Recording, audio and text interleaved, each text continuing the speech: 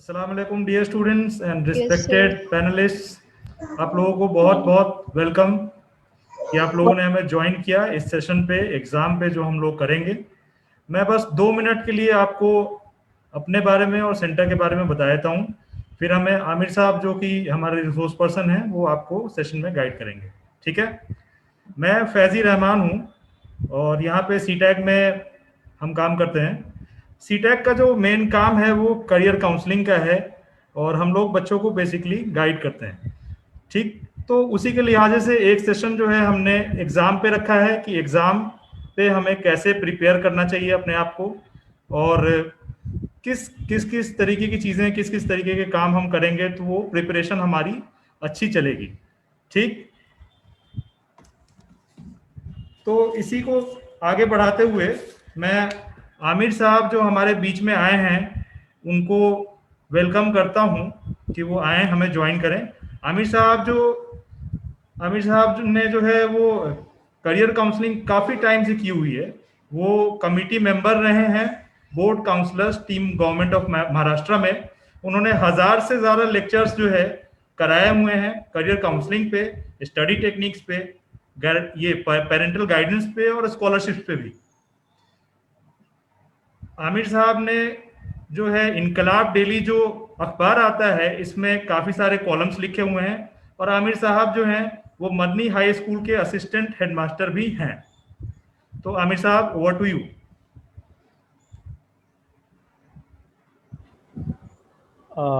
जी बहुत शुक्रिया, जज़ाकल्लाहु खैर फैज़ी साहब। अस्सलाम वालेकुम प्यारे बच्चियों, बहुत खुशी महसूस हो रही है। मैं आमिर अंसारी यहाँ मुंबई से आपके साथ में ऑनलाइन तरीके से जुड़ा हुआ हूँ, और आज के इस सेशन में सीटैग की जानिब से मुझे यहाँ पर आपसे मुखातिब होने का मौका मिला है। मैं सलीम ख़ान साहब का भी शुक्रगुज़ार हूँ जो ह्यूमन वेलफेयर फाउंडेशन से जुड़े हुए हैं, उसके सरबराह हैं। और ये जो हमारा सीटैक का प्रोग्राम है, उस सीटैक का जो सेंटर है उसके थ्रू स्कूल्स में बच्चों से इंटरेक्शन करना, उनके मुस्तकबिल के बारे में उनके फ़िक्र करना सीटैक का काम है। और जैसे जैसे हमारे रिसोर्सेज डेवलप होंगे, हमारा पूरा फोकस आप जैसे बच्चों से ही के ही प्रॉब्लम्स को सॉल्व करना है। इसी मकसद से सीटैक बनाया गया है। तो आज का हमारा सेशन जो है वो चूँकि within 15 days 20 days you have to face your board exams, so वो बात को जहन में रख कर इम्तिहान की तैयारी कैसे करें, इस टॉपिक को का इंतखाब किया गया है। मेरे ख्याल से आप बच्चियों को उर्दू लैंग्वेज तो आती होगी, उर्दू ज़बान से वाकिफ़ हैं? Yes, sir. Yes, sir. Okay, very good, माशाल्लाह। तो मैं थोड़ा सा बातचीत करना चाहूँगा, जो भी रिस्पॉन्ड करना चाहता है कर सकता है अपने आप को अनम्यूट करके। तो फिल वक्त आप लोग जो 10th स्टैंडर्ड के एग्ज़ाम्स में अपीयर करने वाले हैं, how you are feeling now? Means अभी जो 20 दिन बाकी हैं, तो कैसा लग रहा है आपको, कैसा महसूस हो रहा? प्रेशर Stress, और stressful. अनकंफर्टेबल एंजाइटी सी हो रही है अलग सी। Yes, sir. एक करके बोलिए बेटा। हाँ, प्रेशर है, काफी anxiety है, काफी स्ट्रेस है। काफ़ी स्ट्रेस है। Very good, okay. और किसी को? जोया ने हैंड रेज किया हुआ है। जोया, आप भी बोलिए। हाँ बोलिए बेटा। प्रेशर है, एंजाइटी है, तनाव है, टेंशन है थोड़ी। टेंशन है, थोड़ा ही है ना, ज़्यादा नहीं है ना? नो सर, ज्यादा टेंशन। अभी तो ज़्यादा भी है। साल भर तो ये हमारा साल इस तरह से गुजरा है कि क्या बोलते हैं वो शेर है ना, ना खुदा ही मिला ना विसाले सनम, ना इधर के रहे ना उधर के हम। कि हम लोगों को पढ़ना भी था, हमको सीखना भी था, स्कूल भी जाना था, लेकिन मौका और महल ऐसा रहा कि हम किसी तरह से फुल फ्लेज जो है, जैसे आपसे पहले गुजरे हुए बैचेस ने तैयारी की, मौका मिला उनको टीचर्स के रूबरू होकर बात करने का, वैसा शायद आपको मौका कम मिला। लेकिन Yes, बहरहाल थोड़ा सा उसकी वजह से भी एक एंजाइटी और एक प्रेशर है। लेकिन आपको नहीं लगता ये जो सिचुएशन है इसमें आपको फ़ायदा भी है, कुछ प्लस पॉइंट भी है कि चूँकि आपके Yes, sir. लिए ऑनलाइन टीचिंग हुई है तो थोड़ा सा सॉफ्ट कॉर्नर है ऑल ओवर इंडिया के जहाँ पर भी एग्जामिनेशन सिस्टम है वहाँ पर थोड़ा सा सॉफ्ट कॉर्नर स्टूडेंट्स के लिए इस तरह से रखा गया है कि चूँकि बच्चों ने इंटरेक्शन टीचर्स के साथ में बहुत ज़्यादा नहीं किया है तो भी ये जो है एक तरह का हमारे लिए एक प्लस पॉइंट है। मेरी स्क्रीन दिख रही है आप लोगों को? Yes, Yes, sir. sir. Yes. नहीं, ये जो मेरा पीपीटी नहीं। प्रेजेंटेशन है नहीं आमिर, आप No, सिर्फ sir. आप दिखाई दे रहे हैं। Sir, it is not showing. Okay बेटा, अभी दिख रहा है? Yes, sir. Yes, sir. Yes, sir. तो आप सबकी हालत इस बच्चे की जैसी है, इम्तिहान गाह में बैठा है सर पकड़ा हुआ। Yes, Yes, sir. sir. Yes, sir. Yes, sir. तो इम्तिहान का सामना कैसे करें, ये एक ऐसा फितरी टॉपिक है, एक नेचुरल टॉपिक है जिसका ताल्लुक सिर्फ स्टूडेंट से नहीं है बल्कि हर एक इंडिविजुअल से है। अगर कोई टीचर है, कोई इंजीनियर है, कोई जो है वो सिविल सर्विसेज के एग्ज़ाम की तैयारी कर रहा है, कोई बड़ा अफसर है वो और प्रमोशन के लिए एग्ज़ाम दे रहा है, तो कहीं ना कहीं स्ट्रेस और तनाव या दबाव या प्रेशर उसका होता है। आपका ब्रांडिंग, आपकी पैसे आपके नहीं मना कर दिया। तो आप ये समझ कर चले कि ये जो प्रेशर है, ये तनाव है, ये आपको क्या लगता है ये आना चाहिए या स्ट्रेस लेना चाहिए या नहीं लेना चाहिए एग्जाम को लेकर? सर नहीं लेना चाहिए। नहीं लेना चाहिए, बट एग्जाम से तो स्ट्रेस तो होना फिर बहुत ज्यादा मामूली हो जाता है। Yes, sir. कितने लोग एग्री करते हैं कि थोड़ा बहुत तनाव होना चाहिए एग्जाम के लिए? होना चाहिए। Yes, sir. होना चाहिए, sir. थोड़ा Yes, होना sir, चाहिए, होना ज्यादा चाहिए। थोड़ा होना चाहिए, ज्यादा होना चाहिए? थोड़ा होना चाहिए। ज्यादा नहीं, थोड़ा। सर होना थोड़ा चाहिए बट वो अनकंट्रोलेबल हो जाता है। Very good, very good. तो सबसे पहली बात तो मैं बच्चों आपसे कहूँगा कि इम्तिहान के दिनों में भी और नेचुरल जो हमारे फितरी जो दिन गुजरते हैं उस ऐसे दिनों में, आम दिनों में भी, सबसे पहली बात ये आप सबसे रिक्वेस्ट है कि try to express your emotions and feelings. Don't try to मतलब उसको छुपाने की कोशिश ना करें कि मुझे कोई प्रेशर नहीं है, कोई दबाव नहीं है, कोई टेंशन नहीं है, कोई तनाव नहीं है, कोई एंजाइटी नहीं है। कभी भी ऐसा मतलब आम दिनों में भी नहीं करना चाहिए। तो एक फितरी अमल है गुस्सा आना या खुशी का एहसास होना या प्रेशर में आना, तनाव का होना, ये सब इमोशनल कंडीशंस है हमारी जहन की, हमारे दिल की, दिमाग की। तो इसको एक्सप्रेस करते रहना पहले तो बहुत ज़रूरी है। अब ये समझ कर चलिए आप कि जब आप प्रेशर महसूस कर रहे हैं एग्ज़ाम को लेकर तो इसको पॉजिटिव डायरेक्शन में लेकर जाइए। एक तो आप ये सोचेंगे कि अरे अभी एग्ज़ाम है, मेरे पढ़ाई नहीं हुई है, क्या करेंगे, कितने मार्क्स आएंगे, कम मार्क्स आएंगे तो क्या हो जाएगा, या मार्क्स जो है वो कम आए तो उसके बेस पे अच्छे कॉलेज में एडमिशन नहीं मिलेगा। ये सब नेगेटिव आपके थॉट्स हैं। लेकिन अगर आप ये सोच रहे हैं कि एग्ज़ाम आने वाला है, उसको सामना करना है, उसमें जो भी क्वेश्चंस या जो भी जिस तरह के भी पेपर पैटर्न होंगे, जिस तरह का भी सिस्टम होगा, उसको मुझे फेस करना है, आज नहीं तो कल 20 दिन के बाद मुझे बैठ के एग्ज़ाम लिखना ही है। तो थोड़ा बहुत हम जितना भी आएगा हम कोशिश करेंगे, उसको लिखने की कोशिश करेंगे, जितने मार्क्स हम हासिल कर सकते हैं उसको हासिल करने की कोशिश करेंगे। हो सकता है मैं जो पढ़ रही हूँ, वो तैयारी कर रही हूँ, उसी तरह के क्वेश्चंस आ जाएं। तो ये थोड़ा पॉजिटिव इन्फोर्समेंट होता है, थोड़ा पॉजिटिव डायरेक्शन में प्रेशर को हैंडल करना होता है। तो ये समझ कर चलिए कि if there is a word examination will come, then there will be the term pressure will come automatically. समझ रहे हैं आप? तो ये लाजिम और मलजूम है। ये मैंने कई मरतबा अपने बच्चों से कहा है कि अगर क्रिकेट का मैच चल रहा है या कोई जो है वो 4-6 लोग जो है वो रेस दौड़ के मुकाबले में खड़े हैं और सबको हर कोच अपना खिलाड़ी को बोले कि नहीं नहीं कोई टेंशन मत लो, खड़े रहो आराम से, टेंशन नहीं, भागते बनने तो भागना, नहीं तो नहीं भी भागेंगे तो चलेगा, ऐसा कोई बोलता है कुछ? No, No, sir. sir. No, sir. No, sir. तो उस वक्त तो बोला जाता है कि जितना दमखम, जितनी तैयारी, जितना आज़म हौसला, जितनी प्रैक्टिस किया है 100% अपना दो, फिर बाद में देखेंगे क्या कौन जीतता है कौन हारता है, राइट? तो थोड़ा बहुत प्रेशर पॉजिटिव लेना ज़रूरी है। अब हम लोग थोड़ा सा आगे बढ़ते हैं कि अगर एग्ज़ाम है और थोड़ा सा तनाव है, तो ये जो स्पेशल ईयर होने की वजह से चूँकि एक सिचुएशन बदल गई है कि पढ़ाई ऑनलाइन तरीके से हुई है और एग्ज़ाम ऑफलाइन तरीके से हो रहा है, तो ये थोड़ा सा एहसास हमारे दिल और दिमाग में है कि ऐसा क्यों नहीं हुआ कि ऑनलाइन ही तरीके से एग्ज़ाम ले लिया गया। लेकिन बच्चों देखो, हम लोगों का ऐसा मानना है कि अगर आपने बेहतर तरीके से पढ़ाई की है, तो चाहे ऑनलाइन एग्ज़ाम हो या ऑफलाइन एग्ज़ाम हो, आपकी एबिलिटी, आपकी सलाहियतें जो है वो कुछ ना कुछ बनी हैं, आपके अंदर कुछ सलाहियतें परवान चढ़ी हैं। इम्तिहान दरअसल वही एक स्टेज होता है, एक प्लेटफॉर्म होता है जो हम लोगों को ये बताता है कि how much able I am for this particular in this particular field. ये एक स्टेज होता है। एक ड्रामा करने वाला शख्स अगर ये कहे, एक एक्टर ये कहे कि मैं बहुत अच्छा एक्टर हूँ, राइट, तो आप उसकी बातों पर, उसकी जो सिर्फ ज़बानी जो बात है वो कह रहा है, उसके बोलने पर आप सब मान लेंगे कि he is a very good actor? No, sir. No, sir. Stage सजेगा नहीं जब तक कोई नाटक, जब तक कोई ड्रामा होगा नहीं, जब तक आप उस ड्रामे में उसकी एक्टिंग देख नहीं लेंगे, आप उसको अच्छा या बुरा एक्टर है या नहीं बोल नहीं सकते।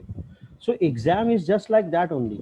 इम्तिहान क्या होता है? एक प्लेटफॉर्म है, एक स्टेज है जो हमको ये बताने के लिए सजाया जाता है हम स्टूडेंट्स के लिए कि देखिए आपने हमको पढ़ाया ना, अब हम देखिए कितने बेहतर हैं फिज़िक्स में, केमिस्ट्री में, इंग्लिश में, पर्टिकुलर लैंग्वेज में, सोशल साइंस में।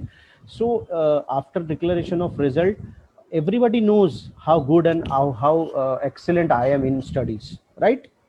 So don't fear about the exams। and थोड़ा सा साइकोलॉजिकल बैकग्राउंड अगर देखें तो हम लोगों को समझने के बहुत आसानी से समझ में आ जाएगा कि इम्तिहान की ज़रूरत हमको क्यों है।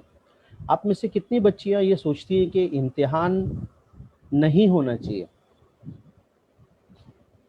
अभी जो सिचुएशन है इसकी बात नहीं कर रहा हूँ, आम दिनों में भी there should be no examination system. बस पढ़ाने वाला पढ़ा दे, सीखने वाला सीख ले, समझने वाला समझ ले, that's it. Why we need exams? क्या लग रहा है आप लोग? सब बिकॉज सर, अगर होना एग्जाम चाहिए। नहीं होंगे तो फिर हमें अपनी पोटेंशियल का पता नहीं लगेगा कि हमने आखिर कितना पढ़ा है। ओके, ये वेरी सब गुड। में अपनी एबिलिटी का पता नहीं चलेगा। कोई इस बात पर आर्ग्यूमेंट कर सकता है कि सर इम्तिहान नहीं होना चाहिए? कोई दो चार जुमले बोल सकता है कि sir I think that, you may think that there should be no exams और there should be there should be different type of exam instead of this paper pencil test. तो एग्जाम होना चाहिए, ऐसा सब लोग एग्री करते हैं इस बात से? Yes sir. Yes, sir. हाँ, यस सर। तो अगर सब लोग एग्री करते हैं तो बहुत अच्छी बात है। इम्तिहान होना चाहिए, उसकी क्या ज़रूरत है हम लोग उसको समझने की कोशिश करते हैं। देखिए एग्ज़ाम अभी जो आप पेपर पेंसिल टेस्ट करेंगे या पेन पैड लेकर आप अपनी 15 अप्रैल को सेंटर पर जाके एग्ज़ाम लिखेंगे, ऐसा है, ऐसा नहीं। एग्ज़ाम तो बहुत पहले से शुरू हो चुके हैं। कब से शुरू हुए हैं? जब आप छोटे थे, याद कीजिए, आपने जो है वो सूरह फातिहा याद करी थी, कुछ अच्छी नज़में याद करी थी, और टीचर आपकी अम्मी थी उस वक्त, उन्होंने, आपकी नानी ने, आपकी दादी ने, आपके बड़े अब्बू ने कुछ चीज़ें अच्छे सिखाए थे। और कोई मेहमान आया तो अम्मी ने क्या कहा कि बच्ची वो ज़रा वो जो नज़्म आपने याद की थी वो ज़रा आंटी को सुना दीजिए। तो आप कैसे बिल्कुल हिल हिल कर, बिल्कुल स्टाइल में, बिल्कुल अच्छे अंदाज में आपने सुनाया था, याद है? तो वो आपको नहीं लगता एक तरह का एग्ज़ाम था उस वक्त, पहली मर्तबा जो आपने दिया था? उसी तरह से देखिए इम्तिहानात क्यों ज़रूरी है। इम्तिहानात तो बहुत पहले से शुरू हुए हैं। आप छोटे थे, बचपन से जब स्कूल नहीं किए थे तब भी आप इम्तिहान दे रहे थे। उसके बाद में फर्स्ट स्टैंडर्ड से लेके 9th स्टैंडर्ड तक you have given lots of examination, you have means अलग अलग टाइप के आपने एग्जामिनेशन दिए हैं। ओपन बुक टेस्ट दिया हुआ है, फिर आपने ऑब्जेक्टिव बेस्ड क्वेश्चन के आंसर दिए हुए हैं, फिर आपने रिटन एग्ज़ाम दिया हुआ है। ऑलरेडी आपने कई एग्ज़ाम्स अपीयर कर चुके हैं, तो एक और एग्ज़ाम आ रहा है 15 अप्रैल से, तो क्या मुश्किल है?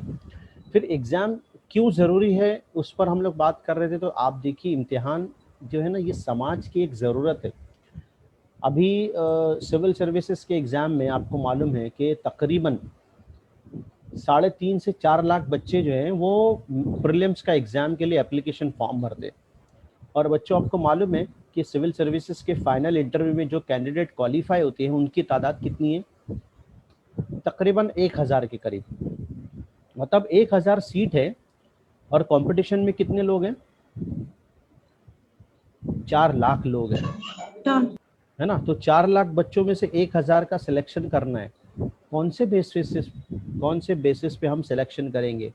कौन कौन से मंत्री का बेटा है, कौन कौन से जो है वो आईएएस ऑफिसर का लड़का है, लड़की है, उसके बेस पे उसका चेहरा क्या है, उसका नाम क्या है, उसका ख़ानदान क्या है, इस बेस पर जो है वो सिविल सर्विसेज में आईएएस ऑफिसर बनने के लिए इंतखाब नहीं होगा, बल्कि उसको कुछ कड़े म्यार से, कुछ कड़ी परीक्षा से गुजरना पड़ेगा, कुछ एग्जामिनेशन सिस्टम से गुजरना पड़ेगा और उसके बाद में सिलेक्शन होगा। ऑलराइट। नीट के एग्जाम में, नीट का जो एग्ज़ाम होता है ना मेडिकल का, वो अभी इस साल तकरीबन 16 लाख से ज़्यादा बच्चे अपीयर करने वाले हैं इस साल। 16.5 लाख 17 लाख भी एक्सीड कर सकता है। और पूरे हिंदुस्तान में अगर इंडिया के अंदर हम लोग गवर्नमेंट कॉलेज, प्राइवेट कॉलेज की एमबीबीएस की सीट देखेंगे ना, तो सिर्फ मैक्सिमम सीट जो है वो 80,000 है। तो 80,000 सीट और कंपटीशन के लिए कितने लोग हैं? 17 लाख बच्चे। तो जाहिर सी बात है कुछ तो एग्जामिनेशन का सिस्टम होगा। उसी तरह से आप एक बात याद रखिए, जब आपने इम्तिहान दिया है आपको क्या लगा है? आगे बढ़े हैं कि पीछे गए? आगे सर, आगे बढ़े हैं सर, आगे बढ़े सीखें। हैं। छोटा सा भी प्रेशर वाला, टेंशन वाला दौर से आपने अपने आप को गुजारा है ना, सिचुएशन से गुजारा है ना, तो आप अपने अंदर मजबूती पाएंगे। आप अपने अंदर थोड़ा सा और जो है वो अज़्म और हौसले के अंदर बुलंदी पाएंगे कि yes I have done this, yes I have achieve this, yes I have clear this my second standard, 7th standard, 8th standard, मैंने मैथ्स में टॉप किया है। यस, मतलब वो जो एक फीलिंग आती है ना कि हमारे अंदर भी कुछ है, वो इम्तिहान के नताइज के बाद ही आती है। सो let us not afraid of this examination, just welcome this exam. उसी तरह से आप देखिए इम्तिहानात जो आप 15 तारीख को देंगे वही नहीं है, बल्कि ज़िंदगी खुद एक इम्तिहान है। और उसके लिए कुछ एग्जाम्पल्स हमने यहाँ पे दिए हैं। देखिए जब आपने पहली मर्तबा शायद चाय बनाई होगी, चाय बनाने के बाद में आपने अब्बू को देकर आप साइड में खड़े होकर अब्बू को, हेलो, यस सर।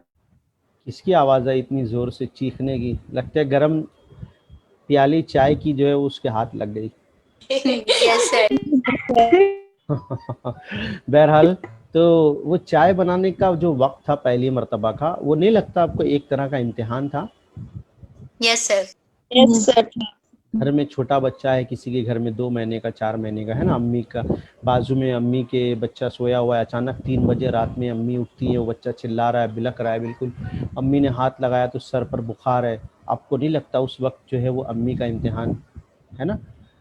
उसी तरह से बिज़नेस में अगर जो है वो कोई बड़ा नुकसान हो जाता है किसी को भी, तो बस जाहिर सी बात है उस वक्त उस बिजनेसमैन का इम्तिहान है।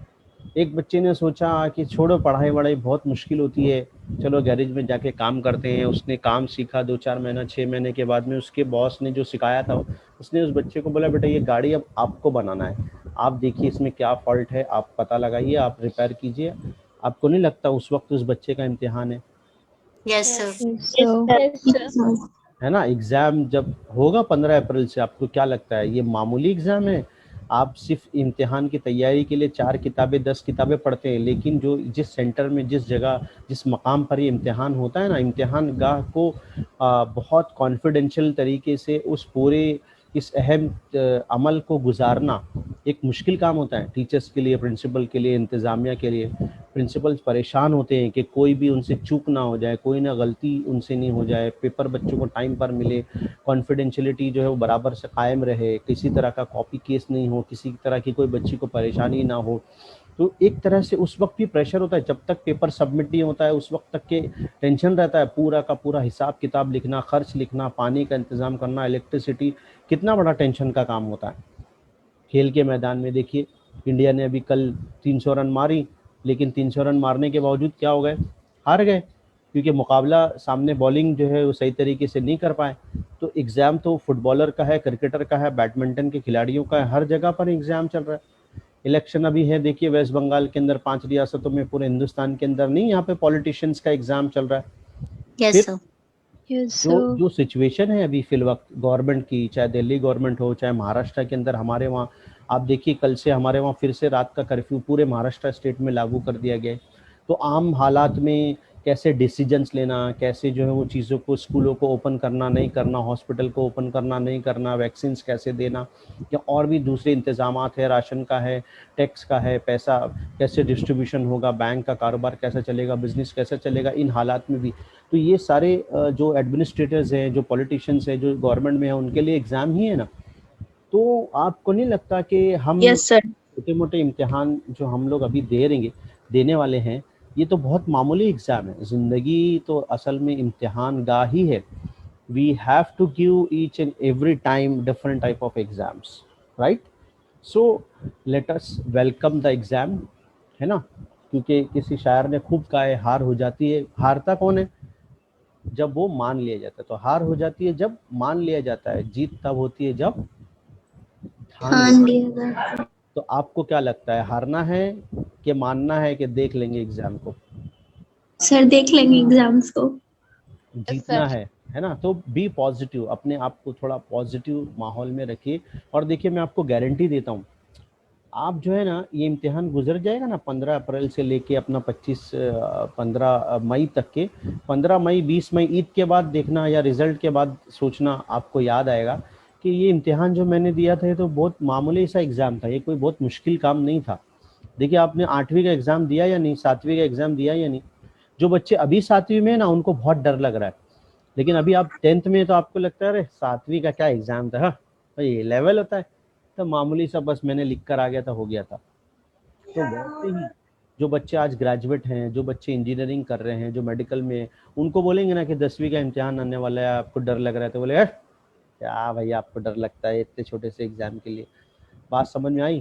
तो आप देखिए, डरिए मत, एग्जाम से डरिए मत। एग्जाम का सामना करने के लिए अपने आप को पहले कैलकुलेट कीजिए। देखो यहाँ पर हम 3 टाइप के स्टूडेंट्स को यहाँ पर इस एग्ज़ाम के मौके पर अपने आप को थोड़ा इवैल्यूएट कीजिए। 3 टाइप के एग्जाम बच्चों में से आप अपने आप को कौन से टाइप का बच्चा मान रहे हैं? फर्स्ट टाइप का, सेकंड टाइप का, या थर्ड टाइप का?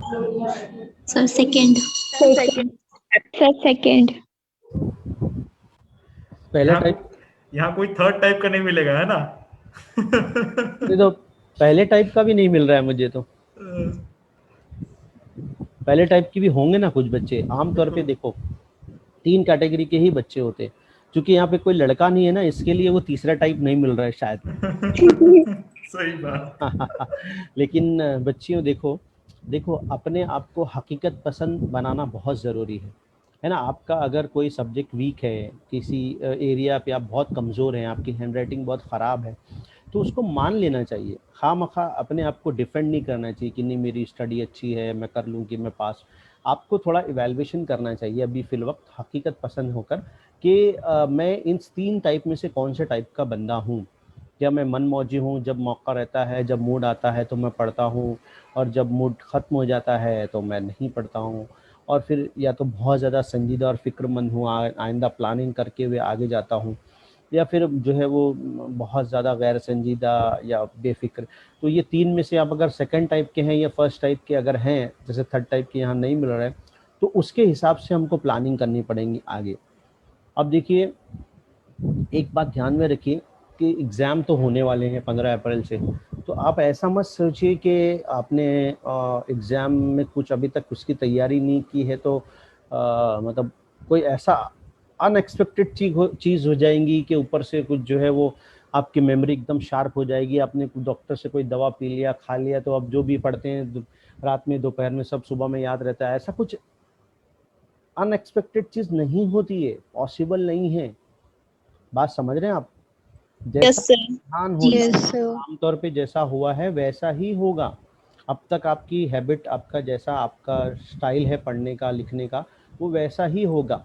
कुछ प्लस माइनस 5% से 10% मार्क्स इधर उधर होते हैं, बट अगर बहुत सीरियसली सिस्टमेटिकली तरीके से आपने अपने आप को प्रिपेयर किया, अपने आप को एग्ज़ाम के लिए तैयार किया, तो आप जो है इंशाल्लाह बहुत अच्छे मार्क्स के साथ में कामयाब होंगे।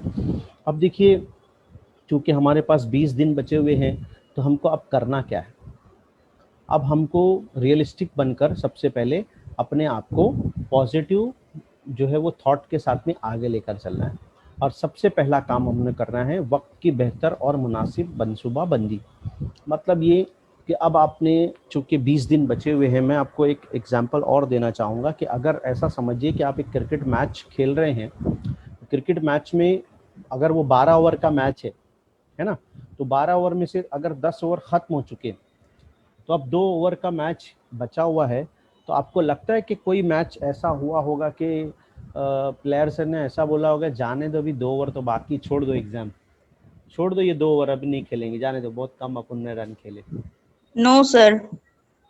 No sir. हर मैच में चाहे 1 ओवर बाकी हो कि 2 ओवर बाकी हो, हर क्रिकेटर क्या चाहता है, हर टीम क्या चाहती है कि अपने पूरे जो टाइम उनके पास है या जो भी टाइम और ओवर बाकी है वो पूरा का पूरा उसका सामना करे, बराबर है।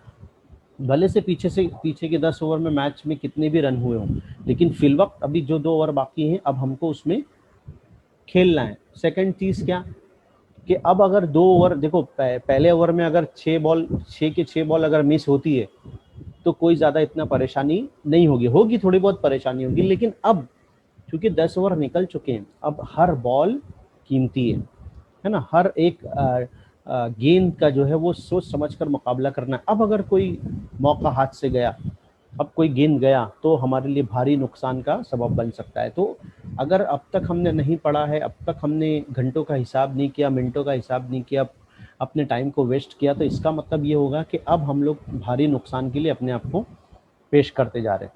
तो अब किसी भी तरह का कोई वक्त को ज़ाय हमको नहीं करना है, बल्कि दिए हुए हमारे पास जो भी अभी 20 दिन हैं, आप कैलेंडर लीजिए, कैलेंडर में वो 20 दिन मार्क करके रखिए, हर दिन क्या करेंगे आप उसकी पूरी मुकम्मल थोड़ी बहुत प्लानिंग करके रखिए। अब देखिए, मैंने यहाँ पर लिखा है थिंक बिग स्टार्ट स्मॉल। अब तक आपने देखो 4 घंटे पढ़ते थे आप, 3 घंटे पढ़ते थे, अब आपने आज का लेक्चर सुना, आपने बोला कि नहीं अब तो देख लेना अम्मी, अब तो मैं देख लेना इस सब पेपर में लिखूंगी कि बस इंशाल्लाह बस देखना, और उसके बाद 10 घंटे 12 घंटे 15 घंटे पढ़ने का टाइम टेबल बना लिया। आपको लगता है कल तक जो 4 घंटा पढ़ रहा था वो 15 घंटा पढ़ सकता है अचानक दूसरे दिन? No sir. No sir. नहीं, पॉसिबल ही नहीं है ना। और अगर किया भी तो एक दिन करेगा, दूसरे दिन टाइम फिश हो जाएगा। Yes sir. तो बराबर सकती है। तो एकदम रियलिस्टिक बनकर समझो, अगर 5 घंटा पढ़ते थे तो 1-1.5 घंटा बढ़ाइए, और गैप्स बीच में लीजिए, 2-2 घंटे के स्लॉट आप उसमें तैयारी करेंगे, वो हम लोग आपको बताएंगे। और एक इम्पॉर्टेंट चीज़ देखो, पीक कंसंट्रेशन टाइम लिखा है मैंने। एक बात समझ कर चलिए, हर बच्चे का जो है ना अपने पढ़ने का एक स्टाइल होता है, और हर बच्चे का जो एक पीक टाइम होता है जिसमें उसको 100% एब्जॉर्प्शन होता है, रिसीविंग पावर उस वक्त बहुत ज़्यादा होता है। जैसे देखिए, कुछ बच्चे ऐसी होती हैं जो रात में पढ़ती हैं, कुछ बच्चे ऐसे जो फजर से पहले पढ़ती हैं, कुछ बच्चे फजर के बाद पढ़ती हैं, कुछ बच्चे दोपहर में पढ़ती हैं। आप थोड़ा अपने आप को गौर कीजिए कि कब आप पढ़ते हैं कम और ज़्यादा एब्जॉर्ब करते हैं, रिसीव ज़्यादा करते हैं। तो वो जो 15 घंटे 12 घंटे दिन में आप पढ़ रहे हैं ना, दिन भर में, रात में, कभी भी, तो उसमें से आपका वो टाइम कौन सा है, और उसमें आप डिफ़िकल्ट सब्जेक्ट लीजिए, ठीक है। नेक्स्ट चीज़ क्या है कि टाइम में आपको थकान ना हो। पढ़ाई का देखो बहुत ज़्यादा ताल्लुक नींद से है। अब हमारे वहाँ लॉकडाउन जब से हुआ है तो हम लोग, मुझे ऐसा लगता है कि सोने पर ज़्यादा हमारा फोकस है। हम लोग 7 से 8 घंटा नहीं, 10-10 घंटे सो रहे। तो 7 से 8 घंटे सोना, या 7 घंटा अभी समझ कर चलो कि 24 घंटे में से 7 घंटे निकालना है आपको, तो 24 में से 7 गए तो कितने बचे?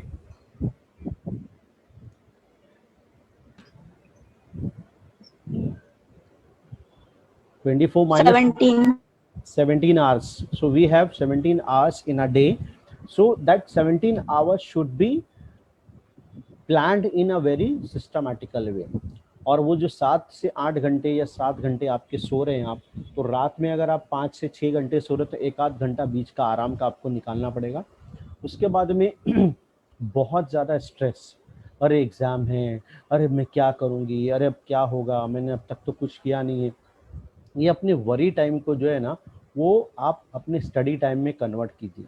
आप सोच कर क्या कर लेंगे, क्या मैंने अब तक किया नहीं, अब तक किया नहीं, अरे नहीं किया था ठीक है, आप स्टार्ट तो कीजिए अभी, ठीक है। जितना नहीं पढ़ा उस पर सोच सोच के कुछ फ़ायदा नहीं है। और फैमिली के भी कुछ इश्यूज़ हैं, दोस्तों के कुछ इश्यूज़ हैं कि मेरी उससे जमती नहीं है, मैं मेरे चाचा से मेरी जमती नहीं है, और फैमिली में कुछ इश्यूज़ हैं, तो आप उसको भी लेकर बैठे हुए हैं। अभी ये सब टाइम नहीं है कि आप अपने दोस्तों के मसाइल, घरेलू मसाइल और ये सब चीज़ों को आप अपने ओढ़ कर चलें और उसके बाद में स्टडी भी अच्छे से करें। तो ये थोड़ा सा जो प्रेशर है, तनाव है घर का, दोस्तों का, स्टडी का, इसको दूर करके पॉजिटिव वे में आगे बढ़ें। खाना पीना बहुत ज़रूरी है इस टाइम में, उसको समझना, क्योंकि अगर आप ऐसी ग़िज़ा खाते हैं जिससे बहुत ज़्यादा नींद आती है, बहुत ज़्यादा सुस्ती आती है, काहिली आती है, जैसे पोटैटोज़ है, या जिसमें सेलुलोज है, या अपने क्या बोलेंगे आप, ग्लूकोज वगैरह बहुत ज़्यादा होता है जिसमें, तो ऐसी एनर्जी ड्रिंक्स वगैरह जो होती हैं, ये सब चीज़ें आप अवॉइड करें, क्योंकि जितना ज़्यादा इंस्टेंट फूड जैसा होता है ना, जिसमें ज़्यादा एनर्जी आती है, वो उतनी जल्दी चली भी जाती है। तो आपको बैलेंस डाइट यानी कि खाना पीना एकदम घर का, पहली बात तो ना पानी पूड़ी, ना रगड़ा पूड़ी, ना पेटिस वाला, ना बाहर का वो अंकल की जो है वो मेरे को भेल पूड़ी बहुत अच्छी लगती है, और इधर उधर जाने की अभी ज़रूरत नहीं है। और ना ही ये बर्गर, ना ही ये पिज़्ज़ा, ये सब चीज़ें भी अभी अवॉइड करो, कोशिश करो। रमज़ान आएगा अभी, तो रमज़ान में भी चीज़ों को आप कंट्रोल रह के ही आपको करना है आगे। अब देखिए एक चीज़ इम्पॉर्टेंट है कि आपको अपने आप को रिवॉर्ड करना बहुत ज़रूरी है। हमारा प्रॉब्लम ये होता है कि क्या बाकी है हम लोग उसका हिसाब रखते हैं, क्या पढ़ लिया उसका हिसाब नहीं रखते, है ना। 6 चैप्टर आने वाले, 2 किया है तो 2 कर चुके हैं, तो 4 ही बाकी है ना, तो 4 बाकी वही वाला चीज़ है, और 2 कर लिया है, वो एक पॉजिटिव चीज़ है। तो कोशिश करें कि भाई मेरा परसेंटेज अभी देखो फिजिक्स के अंदर मेरा 50 आ चुका है, तो इसका मतलब मुझे 50% और पढ़ने की ज़रूरत है। 50 तो आ ही चुका है, तो अगर मैं आज से 20 दिन पढ़ूंगी तो 70-80% तो मेरा आ ही जाएगा, क्योंकि ऑलरेडी मेरी 50% पढ़ाई हो चुकी है। और जब भी कोई नया चैप्टर, नई चीज़, नया फार्मूला, नया थियरम, नया कुछ तो भी आपने एक नया किया ना, उसके बाद अपने आप को थोड़ा पॉजिटिव कुछ आप इनाम दीजिए कि यस मैंने, देखो मुझे कल तक नहीं आता था, आज मैंने प्रैक्टिस कर ली, मुझे समझ में आ गया, इंशाल्लाह ये तो मैं लिख लूँगा, ये तो मैं लिख लूँगी। समझ रहे हैं आप। उसके ऊपर चॉकलेट खा लीजिए, उसके ऊपर जो है वो अम्मी को बोलिए कि अम्मी देखो मुझे ये थियरम नहीं आता था, मैंने प्रैक्टिस किया, जी तोड़ मेहनत की, और देखो मुझे आज आ गया ये। तो अम्मी से चॉकलेट का पैसा ले लीजिए, ठीक है, लेकिन घर का ही सब, ज़्यादा बाहर का कुछ नहीं। अब इम्तिहान के लिए तैयार रहें। तैयार रहें का मतलब देखिए, बोर्ड का एग्ज़ाम और नॉर्मल एग्ज़ाम में थोड़ा फ़र्क होता है। बोर्ड के एग्ज़ाम में हॉल टिकट मिलता है, उसके बाद में एग्ज़ाम सेंटर्स होते हैं, और मतलब बहुत सारे लवाजमात होते हैं। तो ऐसा नहीं होना चाहिए कि हमने तैयारी भरपूर की लेकिन ये छोटी छोटी चीज़ें आपको परेशान कर रही। तो आपको जब भी हॉल टिकट मिलेगा, जब भी जो ज़रूरी चीज़ें हैं, प्रकार है, चांदा है, या जो जिसको हम लोग प्रोटेक्टर ये सब चीज़ें बोलते हैं, पैड है, पेन है, ये सब चीज़ें आप जो है ना वो पहले से तैयारी करके रखिए। बहुत सारे बच्चे पेन जो है ना वो बोर्ड के पेपर में एग्ज़ाम जिससे लिखेंगे, वो पेन अभी तक कबाड़ में रखा हुआ है। वो अम्मी जो है ना एकदम 2 रकात नफिल पढ़ के चूम कर अपनी बेटी को देंगे कि बेटा इसी पेन से लिखना इम्तिहान में, ऐसा मत करना। वो पेन जो है ना वो नॉर्मल पेन का इस्तेमाल करें, जिससे साल भर लिखा है ना उसी से लिखो। ऐसा कितने बच्चों ने किया है, ऐसा जो सोच रखा है कि ये नो स्पेशल पेन सर से नहीं लिखने का? किया है। नहीं किया सर नॉर्मल पेन बच्चों, नॉर्मल पेन, ठीक है। अच्छा। और अब देखो ये एक आखिरी 2-3 चीज़ें रह गई है, उसके बाद हम लोग क्वेश्चन आंसर लेंगे। ये जो है ना वॉच योर एनवायरनमेंट बहुत इंपॉर्टेंट है। देखो अभी आप पढ़ रहे दिल लगा के, फॉर एग्जांपल मैं बोल रहा हूँ, एक बच्चा बहुत सिंसियर पढ़ रहा है, अब उसके बाजू में एक छोटा भाई उसका या पड़ोस में आया हुआ कोई लड़का है, चिल्ला रहा है अम्मी चॉकलेट दो, अम्मी चॉकलेट दो, अम्मी चॉकलेट दो, अम्मी चॉकलेट चॉकलेट चॉकलेट चॉकलेट चिल्ला रहा है वो, आपका कोई लेना देना है उससे? No sir. लेकिन उसकी आवाज़ आपको इरिटेट कर रही है या नहीं? यस सर, करती है, डिस्टर्ब होता है। अब देखो ये बच्चा बैठा हुआ है, ये पढ़ने के लिए इसके पास ये 2 चीज़ होना चाहिए, लेकिन रखा हुआ है, देखो ये सब पूरा मटेरियल रखा हुआ है। आप कहीं गौर करना, जब आप जहाँ बैठते हैं ना स्टडी करने के लिए, उसके आसपास में जो जो चीज़ें होंगी ना, वो हर 15-20 मिनट के बाद आपकी नज़र उस पर जाएगी। मास्क रखा हुआ है, अरे मास्क यहाँ क्यों रखा हुआ है, ये तो अब्बू का है, अरे ये तो खाला का है, अरे ये यहाँ पे ये बर्तन रखा हुआ है। मतलब आप पढ़ रहे फिजिक्स है, लेकिन आपका फॉर्मूला वो सब याद करते करते वो मास्क के ऊपर आप चले गए। तो जहाँ पर भी आप पढ़ते हैं ना, थोड़ा सा साफ सफाई रखिए। जब फिजिक्स पढ़ रहे हैं या ज्योग्राफी पढ़ रहे हैं, तो खाली ज्योग्राफी की बुक, ज्योग्राफी का मटेरियल वहाँ हो, उसके अलावा दूसरी चीज़ नहीं हो वहाँ पे, मोबाइल नहीं हो या और एक्स्ट्रा चीज़ें कुछ ना हो, वरना आपको वो डिस्ट्रैक्ट करेंगी। ठीक है। अब साल भर हमने मोबाइल से पढ़ा है, टीचर ने बोला मोबाइल देखो, जूम अटेंड करो, हम लोग ऑनलाइन हैं, आप लोग भी ऑनलाइन हो। अब हम लोगों की मोबाइल से इतनी दोस्ती हो गई है कि अब मोबाइल के बगैर नींद नहीं आती है ना। अब बहुत ज़्यादा मोबाइल जो है हमारा टाइम खा जा रहा है। ऐसा कितने लोग को लगता है कि मोबाइल में पढ़ाई के अलावा दूसरी चीज़ों में ज़्यादा टाइम जा रहा है? यस सर, लगता है। Yes sir. बहुत लगता है। तो आप कभी एक काम कीजिए, आज ही करिए, आज से ये लेक्चर के बाद में जो है ना, थोड़ा सा आप अपने टाइम को मैनेज कीजिए, लिखिए कि आज दिन भर मैंने कितना टाइम मोबाइल कब कब यूज़ किया। खाली टाइम लिखिए, ये टाइम से ये टाइम, और क्या क्या काम किया। दोस्तों से बातचीत की, टीचर का कोई लेसन देख लिया, या कुछ और सोशल मीडिया पे कुछ पोस्ट किया। ऐसा करके टाइम देखिए। आप जो 15 घंटा है ना, उसमें से 3, साढ़े 3, 4 घंटा आपका वेस्ट हो रहा है ये फालतू काम के लिए हमारे। तो आप कोशिश करें कि थोड़ा सा इस मोबाइल की एक्टिविटीज़ को मैनेज करें। फिर देखो बच्चों, सबसे इम्पोर्टेंट चीज़ है इस साल जो नहीं हो पाया वो है तहरीरी महारत, राइटिंग प्रैक्टिस। आप लोग जो है वो क्वेश्चन बैंक या क्वेश्चन पेपर लास्ट ईयर के होंगे, उसकी प्रैक्टिस कीजिए, लिखने की प्रैक्टिस कीजिए। 2 घंटे का पेपर है, तो आप लोग क्या करें कि कल ज्योग्राफी का पेपर की पूरी प्रैक्टिस करके, आपका 11 बजे का अगर टाइम टेबल के हिसाब से 11 बजे का पेपर है, तो कल 11 बजे आप टाइम टेबल के हिसाब से बैठिए, ज्योग्राफी का क्वेश्चन पेपर लीजिए और बगैर देखे आंसर लिखने की कोशिश कीजिए। 1 बजे तक आंसर लिखिए और कोशिश कीजिए कि वो 11 से 1, 11 से 2 का जो टाइम है आपका, जिसमें एक्चुअल आपका पेपर होने वाला है, वो टाइम में आपका मैक्सिमम रिकॉल्स टाइम होना चाहिए। देखो बहुत सारे बच्चे क्या करते हैं, एग्जाम के आखिरी दिनों तक है ना, रात में पढ़ने की आदत होती है और सुबह में देर तक जागने की आदत होती है। मतलब वो 11 बजे उठते हैं, 12 बजे उठते हैं और रात में 4 बजे सोते हैं, 5 बजे सोते हैं, 3 बजे सोते हैं। तो जाहिर सी बात है उनका टाइम टेबल कैसा बना है कि अब उनको सुबह में 10 बजे अगर उठा के पेपर लिखने कहा जाएगा तो वो लिख पाएंगे क्या? No sir. वो उस वक्त उनको सुस्ती, काहिली आएगी, उस वक्त नींद आएगी। लेकिन एग्ज़ाम का टाइम में अगर आपने 8 से 10 दिन पहले जो शेड्यूल बना लिया है, तो उसके हिसाब से आपका बॉडी का क्लॉक बनता है ना। जैसे हमारे रमज़ान में देखो, हम लोग 3 बजे अपने आप आँख खुलती है, हमको 3 बजे अपने आप भूख लगती है, बराबर है। तो ये शेड्यूल 2-4 रमज़ान के बाद होता है। पहले 2-4 रमज़ान में हमको तकलीफ होती है, बाकी 2-4 दिन के बाद में हमारा बॉडी का क्लॉक वैसे बन जाता है। तो थोड़ा सा राइटिंग प्रैक्टिस के लिए अपने आप को तैयार कीजिए, थोड़े अपनी सेहत का ख्याल करें, मेडिटेशन कीजिए, थोड़ा एक्सरसाइज कीजिए। और सक्सेस फार्मूला देखिए, ये एक मैथमेटिकल सक्सेस फार्मूला है, ये बाद में मैं बताता हूँ। नमाज वगैरह की, दुआ की भी जो है वो प्रैक्टिस कीजिए। टाइम टेबल अपना थोड़ा सा बनाकर चलिए, ये सारी चीज़ों से, सोशल मीडिया से दूर रहिए। अभी आपके पास टोटल कितने दिन बाकी बचे हैं? मार्च के 4 दिन, अप्रैल के 14 दिन, टोटल 18 डेज। तो ये 18 दिन कैसे गुजरेंगे? सिस्टमेटिकली गुजारना है। टाइम मैनेजमेंट सही सिस्टमेटिकली कीजिए आप लोग। मेरे पास भी वक्त थोड़ा सा कम है, मुझे 5 बजे एक और मीटिंग अटेंड करना है। तो देखो, टाइम टेबल बनाने का एक आसान तरीका है ना, नमाज़ों का इस्तेमाल है। देखो फजर से लेकर जोहर तक आप क्या करेंगे, या फजर से पहले आप क्या करने वाले। फजर से जोहर के बीच में चूँकि वक्फ़ा ज़्यादा होता है, तो आप यहाँ पे 2 स्लॉट, 3 स्लॉट में अपने टाइम टेबल को तकसीम कर सकते हैं। जोहर से असर आप क्या करेंगे, असर से मगरिब, मगरिब से इशा और इशा से फजर के दरमियान आप क्या करेंगे। आप थोड़ा सा ये जो एक्टिविटीज़ हैं उसको प्लान कर लीजिए, ठीक है। और ये टाइम टेबल जो है इस तरह से आप बनाकर अपने पास रखिए, ताकि आप जो है यहाँ पर डे टाइम, जैसे कल का दिन लिख लीजिए, फजर से लेकर जोहर तक आप क्या करेंगे, जोहर से असर तक क्या करेंगे, असर से मगरिब और मगरिब से इशा और इशा से फजर के दरमियान में क्या करने वाले हैं, आधा घंटा, 1 घंटा रात में भी। ऐसे आप पूरा Monday, Tuesday, Wednesday, Thursday, Friday, Saturday ऐसे टाइम टेबल बनाकर सिस्टमेटिकली ट्राई करें, ठीक है। मैं 2-3 चीज़ें और बताकर अपनी बात ख़त्म करूँगा। वो देखिए, ये कुछ टाइम टेबल, सॉरी, ये जो पढ़ने का तरीका है उसमें भी थोड़ा आप अपने आप को इनोवेशन लेकर आइए। जैसे आपको ये याद करना है सेकंड ए ग्रुप के एलिमेंट्स के नाम, beryllium, magnesium, calcium, strontium, barium और रेडियम। ये कैसे याद कर सकते हैं आप? एक तो तरीका सिंपल होगा कि आप याद करें ऊपर से नीचे, पहले बेरिलियम है, फिर मैग्नीशियम है।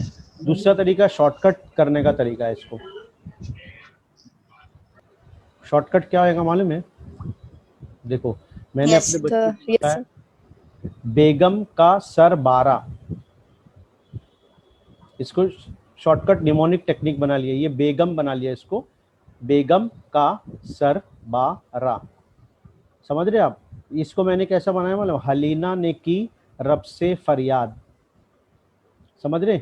ये Yes, sir. थोड़ा नॉन ये वाला पता है। इस्तेमाल करना पड़ेगा। देखो ये फ्लोरीन क्लोरीन 17 एलिमेंट्स के नाम आपको याद रहना पड़ता है, 7 एक ग्रुप के।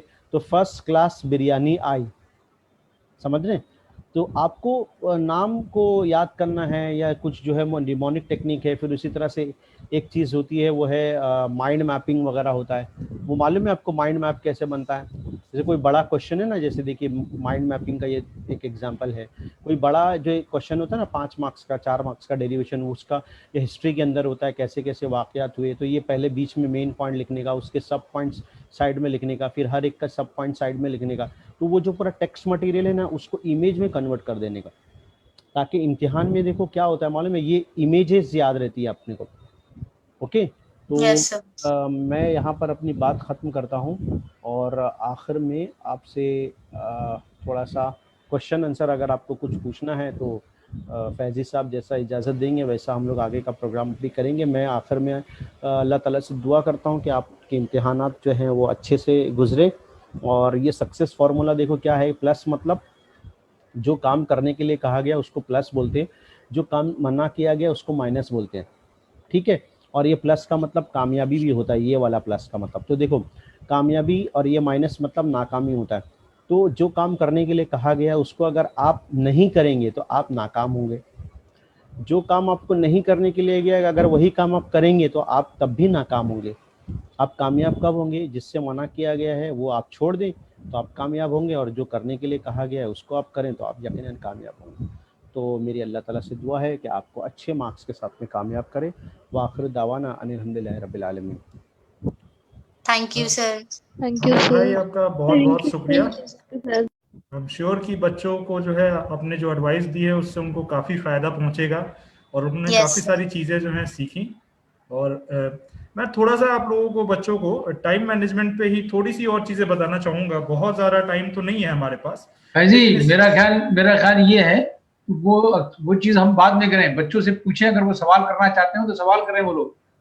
हाँ तो ठीक है, ऐसा भी कर सकते हैं। आप लोग जो है आप लोगों के जहन में जो चीज़ें आ रही हैं, जो डाउट्स आ रहे हैं, पहले आप जो है आप एक एक करके वो बता दें तो उस पर पहले बात कर लेते हैं। उसके बाद थोड़ा सा मैं इन डेप्थ आपको टाइम मैनेजमेंट वगैरह पे भी चीज़ें बताऊंगा। सेशन में बहुत ज़्यादा टाइम तो परमिट नहीं करता है, बट थोड़ी सी चीज़ें मैं आपके जहन में डाल देना चाहता हूँ।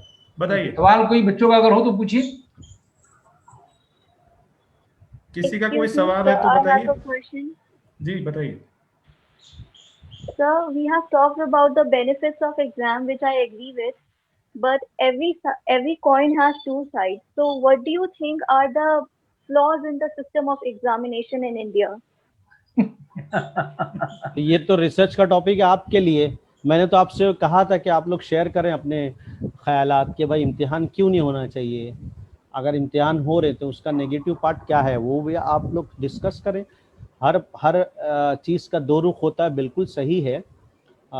नेगेटिव पार्ट अभी कैसा है, चूँकि इम्तिहान हमारा जो सिस्टम है वो मेमोरी बेस्ड है कि आपको लिमिटेड चीज़ें ही एग्ज़ाम में पूछी जा सकती हैं।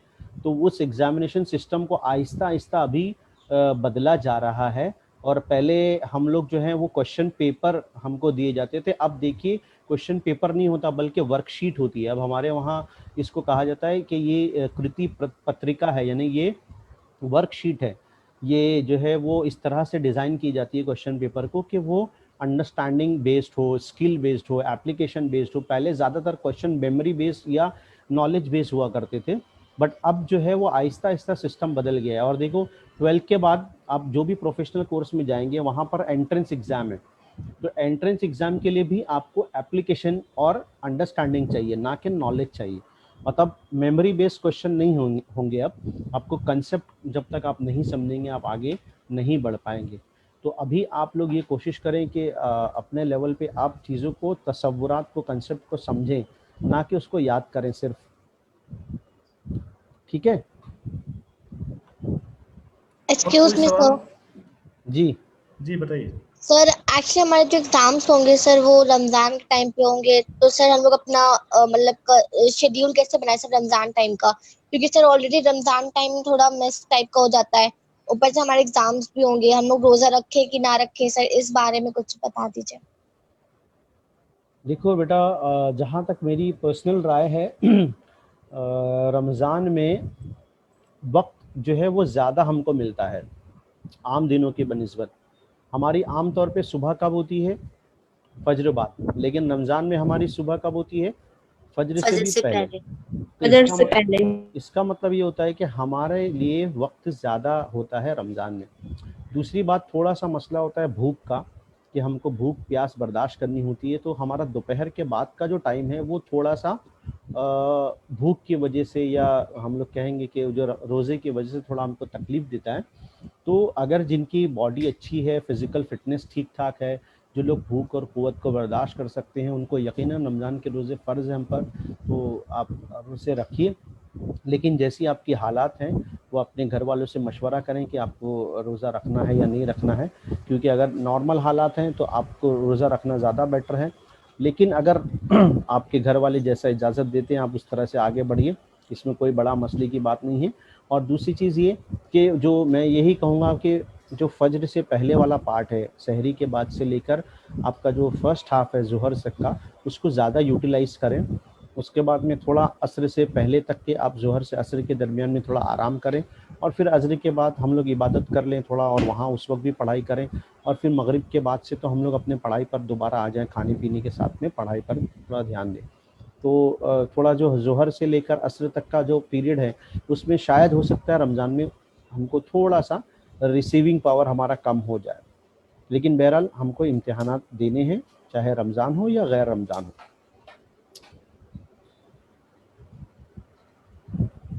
और कोई बात? बच्चे और कोई सवाल नहीं पूछना चाह रहे हैं आमिर से? ज़्यादा सेटिस्फाइड हो गए आपसे आमिर? मेरी भी 5 बजे असल में एक मीटिंग है मेरी खुद की, स्कूल अच्छा। के बच्चों की। अच्छा, तो अगर क्वेश्चन नहीं है फैजी, तो शुक्रिया अदा किया जाए, प्रोग्राम खत्म किया जाए। कल का बता दे, कल का अगर कल ज़्यादा टाइम मिलेगा हमको बात करने के लिए। हाँ, एक्चुअली हमने बच्चों को 2 ऑप्शंस दिए हुए थे, एक जो है आज का दिया हुआ था, एक जो है कल 10:30 का दिया हुआ था। तो जिन बच्चों का कल आने का भी इंटरेस्ट है, उनके साथ कल भी इंटरेक्ट करेंगे। और हाँ ठीक है, हो सकता है, कोई इशू नहीं है। नहीं, कोई स्पेसिफिक क्वेश्चन होगा तो उनसे ले लीजिए, हम लोग इनको बोलते हैं थोड़ा एंड में ज्वाइन करें, तो हम लोग क्वेश्चन आंसर में उनको ले लेंगे। बिल्कुल, हाँ सही है। तो बच्चों और कोई सवाल नहीं है आप लोगों का? No sir. No sir. Okay, तो सबको तो बहुत बहुत शुक्रिया आप लोगों का, आप लोगों ने हमें ज्वाइन किया इस सेशन के लिए। बहुत बहुत शुक्रिया आमिर साहब आपका। इनसे थोड़ा सा कुछ फीडबैक ले लें, कैसा लग रहा है इनको फिल वक्त इम्तिहान? बिल्कुल बिल्कुल ले लेंगे, बिल्कुल ले लेंगे, फीडबैक ले लेंगे। कोई बच्ची कुछ बोलना चाहती है? अभी कैसा लग रहा है आप लोगों को इम्तिहान को लेकर? रिलैक्स फील हो रहा है, थोड़ा रिलैक्स हो रहा है? थोड़ा कॉन्फिडेंस आया। ओके। इससे पहले काफी ज्यादा स्ट्रेस था, बट अभी एक होप सी मिली है। Yes sir. ग्रेट, चलो ठीक, ओके, जज़ाकल्लाह। बेटा आप लोग जो है हम लोगों से कनेक्टेड रहें, हम जो है आपके सपोर्ट के लिए और गाइडेंस के लिए ही हैं। कभी भी आप लोग हमारे सेंटर को रीच कर सकते हैं, यहाँ अलशिफा के बिल्कुल बराबर में ही हैं हम लोग। आप एग्जाम रिलेटेड या करियर रिलेटेड कोई भी इशू हो तो उसके लिए जो है आप हम लोगों को रीच कर सकते हैं। इसके साथ साथ मैं आप लोगों को ये भी रिक्वेस्ट करूंगा कि आप लोग जो है हमारा सोशल मीडिया एक बार देखें, वहाँ पे आपके काफी काम की चीजें होती हैं। मैं एक दफा उसको आपको शेयर भी कर देता हूँ। और हमारी जो प्रिंसिपल साहिबा हैं और हमारी जो टीचर्स हैं जामिया की, उनका खुसूसी शुक्रिया अदा कीजिए, क्योंकि उन लोगों की एफर्ट की वजह से ही हम लोग ये प्रोग्राम इन बच्चों के साथ जो है वो कर पा रहे हैं। बिल्कुल बिल्कुल, हमारे साथ अभी मैम है या शायद मैम नहीं है, अभी मैं कंफर्म नहीं हूँ इस चीज़ को लेके, लेकिन मैं डेफिनेटली उनको पर्सनली शुक्रिया करूंगा कि उन्होंने हमें मौका दिया कि इन बच्चों के साथ काम किया जाए। और बच्चों को मैं ये रिक्वेस्ट कर रहा हूँ कि आप जो है हमारे साथ कनेक्ट हो, हमारे सोशल मीडिया के थ्रू हो या पर्सनली कनेक्ट करें। कोविड की वजह से हम चाहते हैं कि भाई चलिए ठीक है, ऑनलाइन भी कनेक्टेड रहें हमारे साथ। हम जो है मुख्तलिफ चीज़ों पे इंफॉर्मेशन देते रहते हैं बच्चों को, स्कॉलरशिप्स वगैरह पे, एडमिशन पे, जो बड़े बच्चे हैं या जो ग्रेजुएट्स हैं उनके लिए जॉब्स वगैरह पे, छोटे बच्चों के लिए एग्जाम्स वगैरह पे भी इंफॉर्मेशन होती है। बाकी जनरल करियर काउंसलिंग और ये सारी चीज़ें जो हैं हम तो प्रोवाइड करते ही करते हैं। बाकी देखिए एग्जाम पे अभी हमने एक छोटा सा शॉर्ट सेशन लिया था, इसके साथ और भी काफ़ी सारी चीज़ें कर सकते थे, लेकिन अभी इतना वक्त नहीं है कि हम बहुत ज़्यादा चीज़ों को कर सकें। हो सकता है आगे हम कुछ प्लान करें, अगर आप लोगों का कुछ आउटपुट आता है तो। जैसे सर ने माइंड मैपिंग वगैरह के बारे में बताया था, तो वो अपने आप में ही वो एक सेशन हो जाता है, या रिवीजन वगैरह पे कैसे करते हैं उसमें अपने आप में एक सेशन हो जाता है, तो आगे चल के कहीं कर सकते हैं। खैर अभी के लिए जो है बहुत बहुत आप लोगों का शुक्रिया, और काफ़ी अच्छा लगा ये देख के कि आप लोग इतना इंथुजियास्टिक हैं इन सब चीज़ों को लेके और सोचते हैं। और मुझे तो लगता है कि जैसे सर ने बताया था ना 3 कैटेगरी, कि कौन सीरियस है, कौन जो है थोड़ा सा सीरियस है, कौन बिल्कुल नहीं है, तो मुझे लगता है कि आप लोग जो है वो थोड़ा सीरियस टाइप बच्चे में ही हैं, जो पहली कैटेगरी जो है। हालांकि आप लोगों ने कहा कि आप सेकंड कैटेगरी से हैं, सेकंड टाइप से हैं। खैर ठीक है, फिर इंशाल्लाह आप लोगों से मुलाकात होगी, कैसे भी कनेक्ट होंगे। ओके, खुदा हाफिज। अल्लाह हाफिज अल्लाह सर। हाफिज सर, थैंक यू सर। अल्लाह हाफिज, थैंक यू। अल्लाह हाफिज sir, thank you sir. Thank you.